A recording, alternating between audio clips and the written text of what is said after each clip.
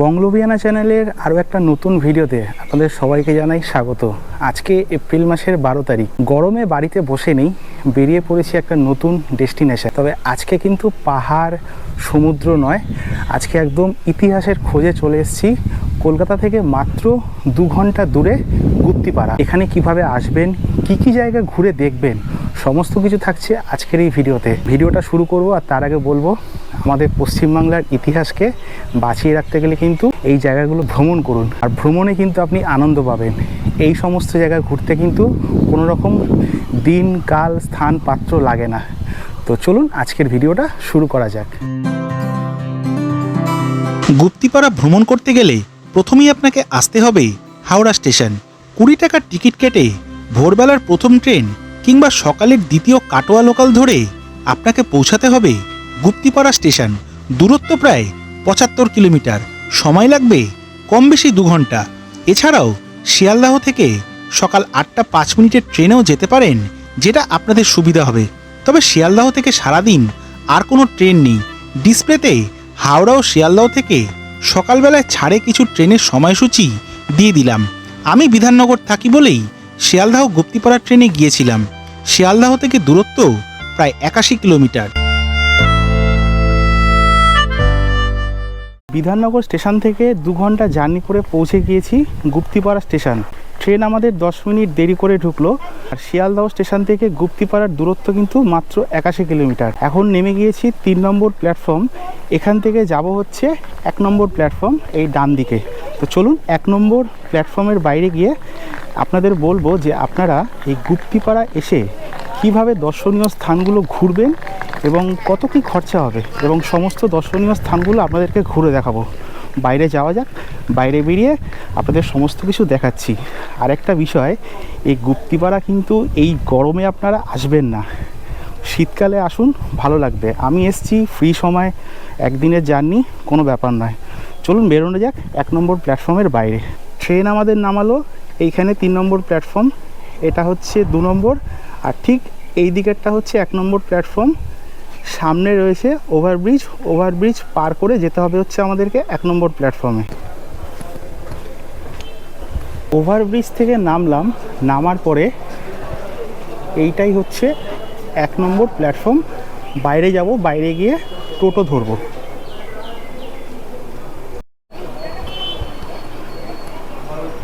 গুপ্তিপাড়া স্টেশনের বাইরে থেকে একটা অটো দাদার সাথে এখন যাচ্ছি হচ্ছে মেন স্পটে।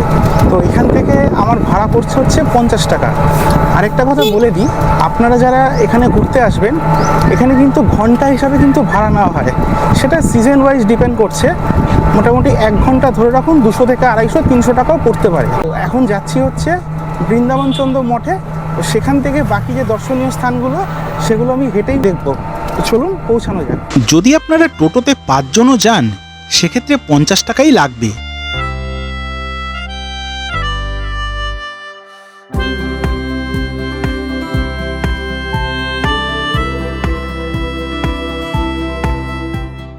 গুপ্তিপাড়া স্টেশন থেকে নেমে মাত্র 50 টাকা টোটো ভাড়া দিয়ে এই মুহূর্তে চলে এসেছি আমাদের প্রথম দর্শনীয় স্থান বৃন্দাবনচন্দ্র মঠের উদ্দেশ্যে। তো এখান থেকেই শুরু করব, তারপরে পরপর যেই দর্শনীয় স্থানগুলো আছে সেখানে আপনাদের সমস্ত কিছু ঘুরে দেখাবো। আমার সামনেই হচ্ছে বৃন্দাবনচন্দ্র মঠ, এক ইতিহাসের সাক্ষী হয়ে দাঁড়িয়ে আছে। তো চলুন বৃন্দাবনচন্দ্রের মঠের ভেতরে ঢুকবো এবং প্রবেশ করে সমস্ত কিছু আপনাদের দেখাবো। আমি এই পাশ থেকে আসলাম, এই পাশের রাস্তা, এইটা হচ্ছে বৃন্দাবনচন্দ্র মঠ, আর এইটা হচ্ছে মঠের প্রবেশ পথ।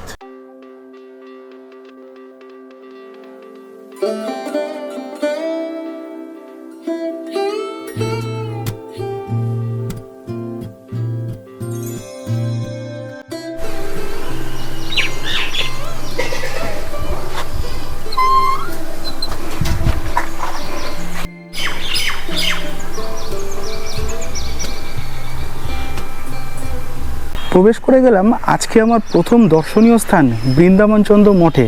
এই মঠের ভেতরে রয়েছে মোট 4টি মন্দির। এবার এই মন্দিরের ইতিহাস সম্পর্কে আপনাদেরকে ভিডিওর মাধ্যমে তুলে ধরবো। তো চলুন তো ইতিহাস শোনা যাক। আনুমানিক প্রায় 500 বছর আগে সম্রাট আকবরের শাসনকালে শ্রী সত্যানন্দ সরস্বতী নামে এক সন্ন্যাসী শান্তিপুর থেকে শ্রী বৃন্দাবনজিউয়ের বিগ্রহ এনে প্রতিষ্ঠা করেন। তারপর থেকেই এই জায়গার নাম হয় শ্রী বৃন্দাবনপল্লী বা গুপ্তপল্লী, আর পরবর্তীকালে এই জায়গা গুপ্তিপাড়া নামে পরিচিত হয়। আটচালা বিশিষ্ট ত্রিখিলানযুক্ত কৃষ্ণচন্দ্র মন্দিরটির উচ্চতা 55 ফুট। এই মন্দিরের প্রতিষ্ঠাতা বৃন্দাবনচন্দ্র মন্দিরের নবম দণ্ডী পীতাম্বর নন্দ। মন্দিরে বিরাজমান ভগবান কৃষ্ণ ও রাধা।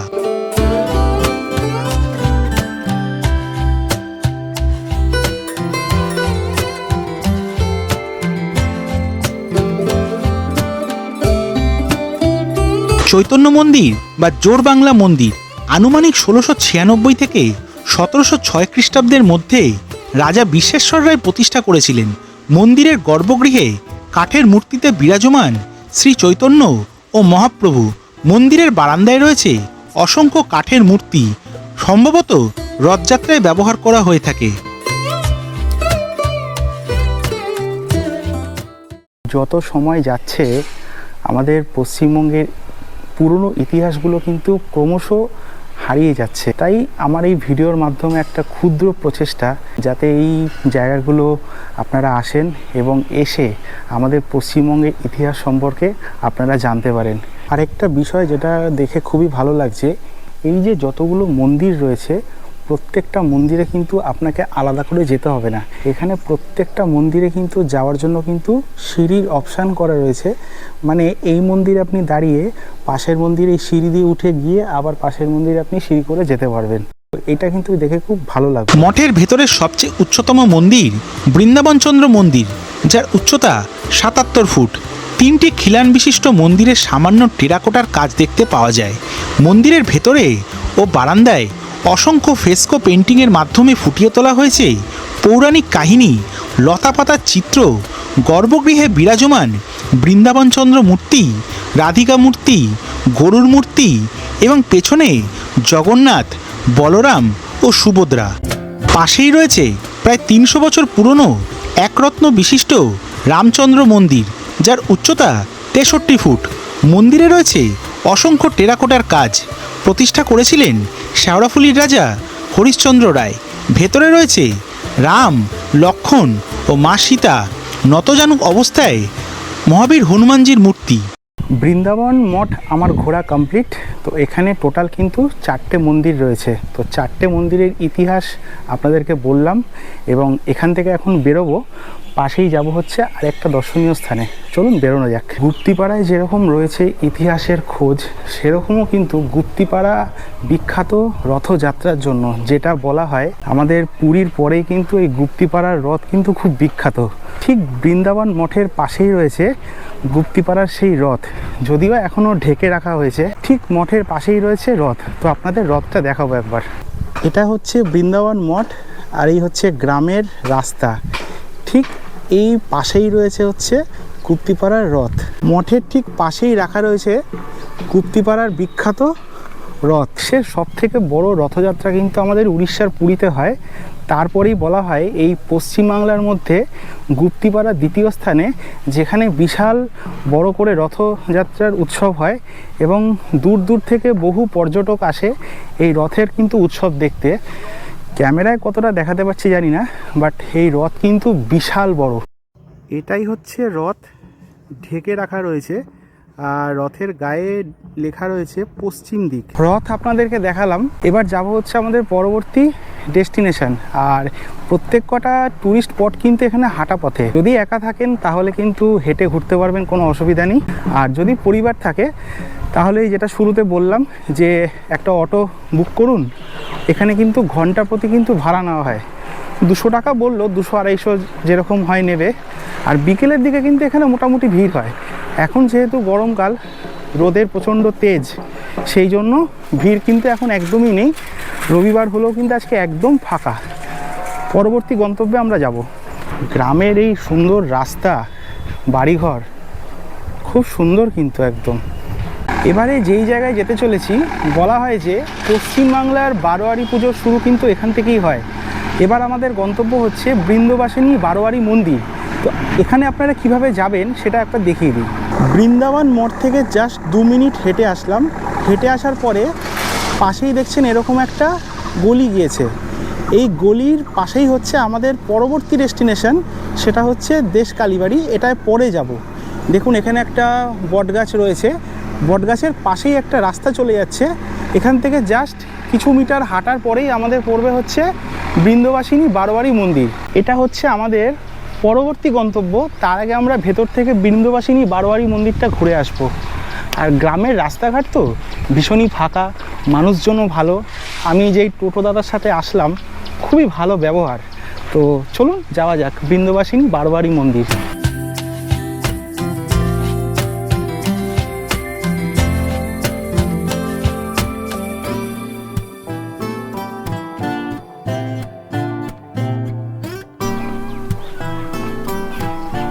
পৌঁছে গিয়েছি গুপ্তিপাড়ার বারোয়ারি পূজার সূচনা যেখান থেকে, বৃন্দবাসিনী বারোয়ারি মন্দির। এখানকার ইতিহাস সম্বন্ধে আমরা জেনে নেব।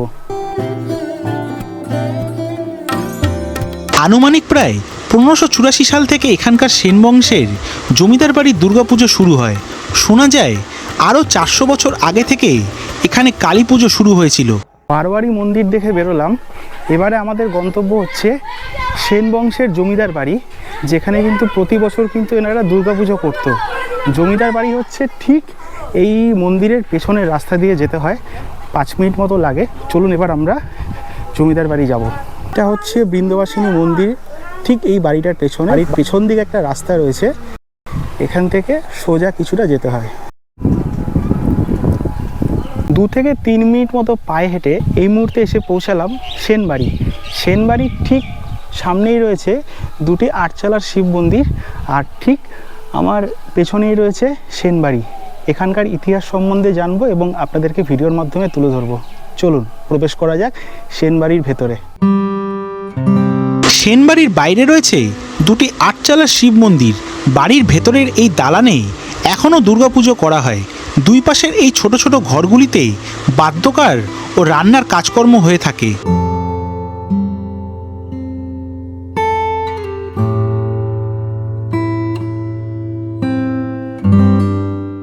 সেনবাড়ি দেখলাম এবং এখানকার ইতিহাস আপনাদের তুলে ধরলাম। এবারে যাব যেখান থেকে শুরু করেছিলাম, দেশ কালীমাতার মন্দির। মন্দিরের ভেতরে গিয়ে যদি ভিডিও করতে দেয় তাহলে আপনাদের দেখাবো। চলুন যাওয়া যাক। পৌঁছে গিয়েছি দেশ কালীমাতার মন্দির। সামনে দেখছেন এটা হচ্ছে শিব মন্দির, আর পেছনে হচ্ছে কালী মায়ের মন্দির।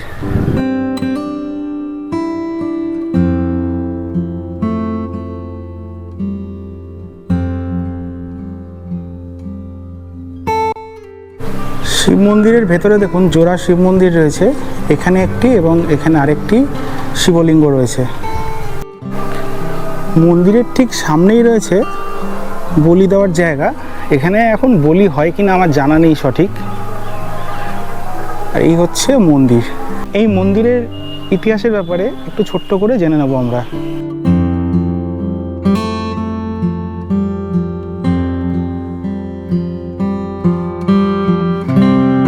নবরত্ন চূড়া বিশিষ্ট দেশ কালীমাতার মন্দিরে দীপান্বিতা অমাবস্যায় কালী পুজোর পরে ঠাকুর বিসর্জন দিয়ে সেই কাঠামো গর্ভগৃহে রেখে পুজো করা হয়ে থাকে।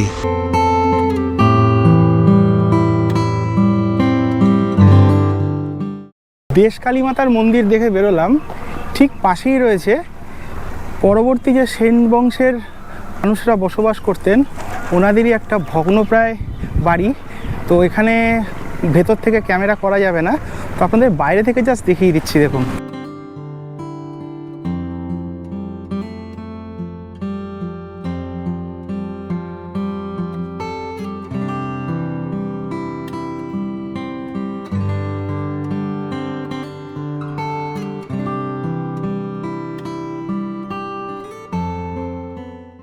ভিডিওর অন্তিম পর্যায়ে চলে এসেছি। এবারে আমরা যাচ্ছি হচ্ছে শেষ দর্শনীয় স্থান জগন্নাথ দেবের মাসির বাড়ি। বাড়ি হচ্ছে যেখান থেকে আমরা প্রবেশ করেছিলাম বাজারটা, সেই দ্বারের মুখেই হচ্ছে জগন্নাথ দেবের মাসির বাড়ি। আরও একটা বিষয় বলে রাখা আপনাদের ভালো, যে যখন গুপ্তিপাড়া আপনারা আসবেন, গুপ্তিপাড়ায় কিন্তু বিখ্যাত কিন্তু গোপো সন্দেশ পাওয়া যায়, সেটাও আমরা কিন্তু ট্রাই করব। চলুন যাওয়া যাক। এখান থেকে হাঁটা পথে 5 মিনিট। সমস্ত দর্শনীয় স্থানগুলো পেছনে, আর এই যে রাস্তাটা সোজা যাচ্ছে, গিয়ে যে রাস্তাটা বাদিক থেকে ঘুরেছিল সেই রাস্তার মুখে কিন্তু হচ্ছে জগন্নাথ দেবের মাসির বাড়ি। গুপ্তিপাড়ার রথযাত্রা অত্যন্ত প্রসিদ্ধ হওয়ায় 7 দিনের জন্য রথে করে এসে জগন্নাথ, বলরাম, সুভদ্রা এখানেই আশ্রয় নেন। এসে গিয়েছি জগন্নাথ দেবের মাসির বাড়ি। এটাই ভেতরে রয়েছে কিন্তু রাধাকৃষ্ণের বিগ্রহ। উল্টো রথের আগের দিন ভান্ডারা লুট উৎসবের মাধ্যমে প্রায় 400 মালসায় 4 থেকে 5 কেজি করে ভোগ রান্না করে সেই ভোগ দেবতাকে উৎসর্গ করে জনসাধারণের মধ্যে বিতরণ করা হয়ে থাকে। আর তখনই হয় ভান্ডারা লুট, যেটা এখানেই খুবই একটি বড় উৎসব বলে মনে করা হয়। আপনাদের জগন্নাথ দেবের মাসির বাড়ি কেমন লাগলো? আর একদিনে চেষ্টা করলাম যে গুপ্তিপাড়ার যে কটা দর্শনীয় স্থান আছে সেগুলো আপনাদের ঘুরে দেখানো। তো ভিডিওটা এখানেই শেষ করব। তার আগে কিছু কথা বলে রাখি। এখান থেকে আপনারা কলকাতা ফেরার জন্য কিন্তু গুপ্তিপাড়া থেকে হাওড়ার উদ্দেশ্যে ট্রেন পেয়ে যাবেন। আজকে রবিবার, কোনো একটা কারণে হয়তো 12:40-এর যে ট্রেনটা, তারপরে 2:10-এর একটা ট্রেন আছে, সেটা কিন্তু ক্যান্সেল হয়েছে। তো 12:40-এর ট্রেনটা আমি ধরতে পারিনি, কারণ এটা ঘুরতে ঘুরতে অনেকটা সময় লেগে গিয়েছিল। তো এখান থেকে কলকাতা ফেরার কিন্তু আরও একটা অপশান রয়েছে, ভিডিওর মাধ্যমে আমি আপনাদের দেখিয়ে দিচ্ছি, দেখুন একবার। মাসির বাড়ি থেকে 20 টাকা টোটো ভাড়া দিয়ে পৌঁছে যান গুপ্তিপাড়া ফেরিঘাট। সেখান থেকে মাত্র 8 টাকার টিকিট কেটে 15 মিনিট যাত্রা করে পৌঁছে যান শান্তিপুর ফেরিঘাট। সেখান থেকে অটো কিংবা বাসে শান্তিপুর স্টেশন। আমি বাসে গিয়েছিলাম। এরপর শান্তিপুর থেকে পৌঁছে যান শিয়ালদহ কিংবা আপনার নির্দিষ্ট গন্তব্যে। তবে একটা 40 মিনিটের কৃষক স্পেশাল লোকাল ট্রেনটায় উঠবেন না, কারণ ওটায় ছানা ভর্তি করে নিয়ে যাওয়া হয়। এই ইনফরমেশনটা আমি দিয়ে দিলাম। এবারে এখানকার ট্রাই করব গোপো সন্দেশ, এবং গোপো সন্দেশ দিয়ে ভিডিও শেষ। মাসির বাড়ির ঠিক বিপরীত দিকেই রয়েছে আমাদের গোপো সন্দেশের খাজানা। এখানে আপনারা দেখতে পাচ্ছেন সীতানাথ মিষ্টান্ন ভাণ্ডার। এই মিষ্টান্ন ভাণ্ডারের ভেতরেই কিন্তু রয়েছে গোপো সন্দেশ।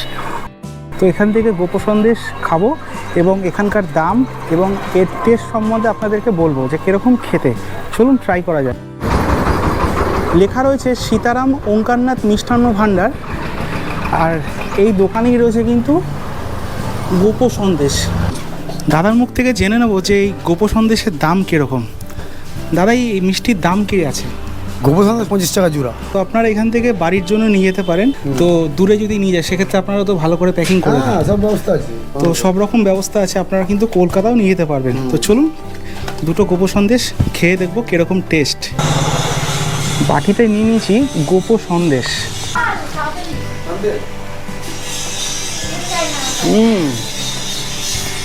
বেশ ভালো খেতে, কিন্তু ভালো আছে খেতে, কিন্তু খুব সুন্দর। তো আপনারা চাইলে কিন্তু বাড়ির জন্য নিয়ে যান, বেশ সুন্দর খেতে, দারুণ। বাড়ির সবার জন্য এখান থেকে নিয়ে নিলাম গোপো সন্দেশ। তো এই ছিল আজকের গুপ্তিপাড়ার একদিনের ভ্রমণ। আজকের ভিডিওটা আপনাদের কেমন লাগলো অতি অবশ্যই নিচে কমেন্ট সেকশনে কমেন্ট করে জানাবেন। যদি ভিডিওটি ভালো লেগে থাকে তাহলে অবশ্যই একটা লাইক, শেয়ার, সাবস্ক্রাইব করে চ্যানেলের পাশে থাকবেন। দেখা হচ্ছে পরবর্তী ডেস্টিনেশনে। ততক্ষণ সবাই ভালো থাকবেন, সুস্থ থাকবেন। গুপ্তিপাড়া থেকে আপনাদের সবাইকে জানাই টাটা।